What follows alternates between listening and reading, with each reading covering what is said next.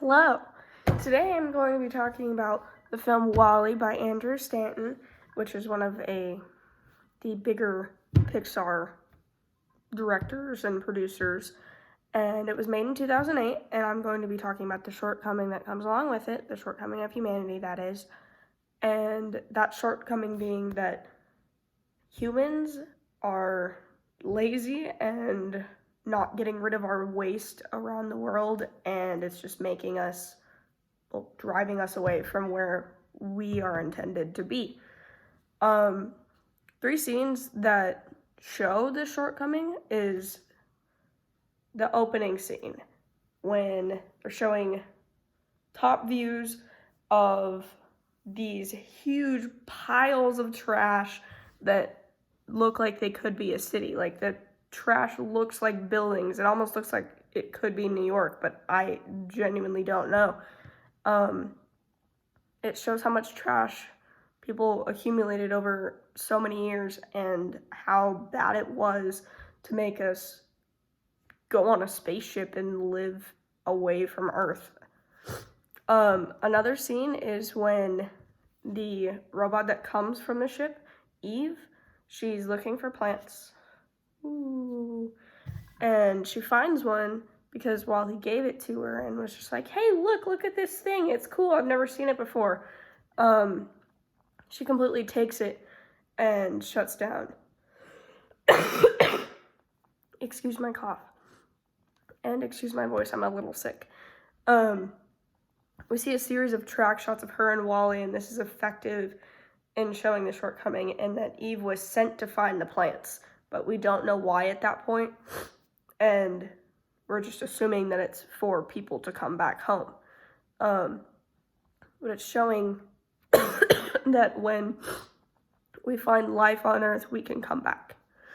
And the final scene being when WALL-E was on this ship, because he followed Eve there, two people he did interact with, they are sitting by this huge window on the ship, and they're showing this huge window on the ship, and they see WALL-E and Eve, and WALL-E with the fire extinguisher, him kind of flying around, and Eve following him around, because they sent him off with the plant, or they didn't intend to send him off with the plant, but they meant to just send the plant out into space and blow it up, because the robots were like, no. We aren't supposed to do this. But he ended up getting it back, and they were so thankful for that. And it also shows this shortcoming because it shows how the people there have turned basically into robots. They don't know how to live. They don't know what life is like outside. They don't know what life is like outside of this ship, which had basically made them into robots just like everything else. And that's another minor shortcoming, is robots are taking over. I don't want to say robots, but technology is taking over us and taking over how we live. And if we continue to let that happen, even though it is efficient for us in many ways, and technology is a great thing, it can also, too much of it can be what this would turn into.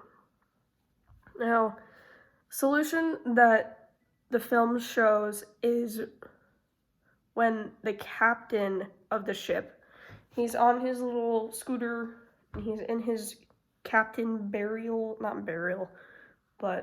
captain room,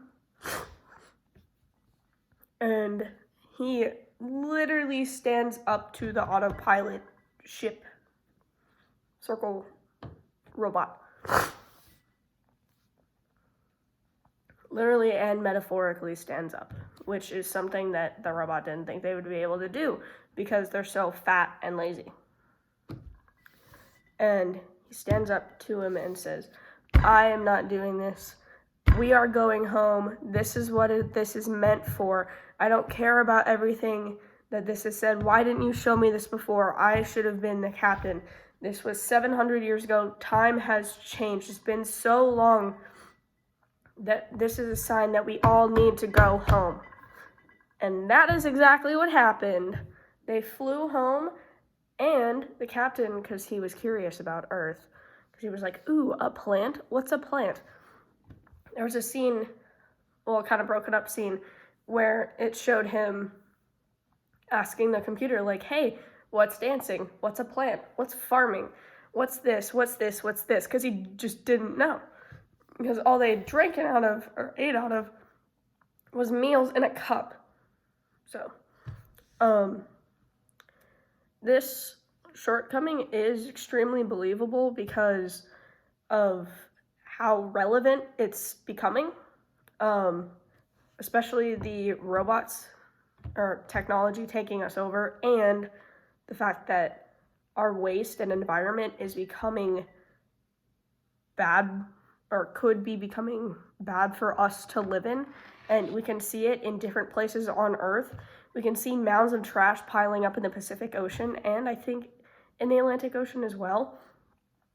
And if we do not come up with a solution to clean it up, and to clean up and save, not exactly save, but make our environment better for ourselves, then this could be what happens.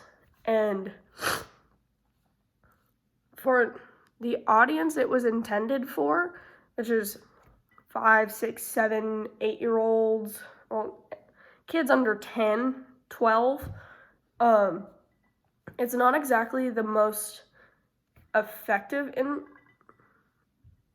showing them that, because they're more worried about, oh, it's a cute little robot and he falls in love.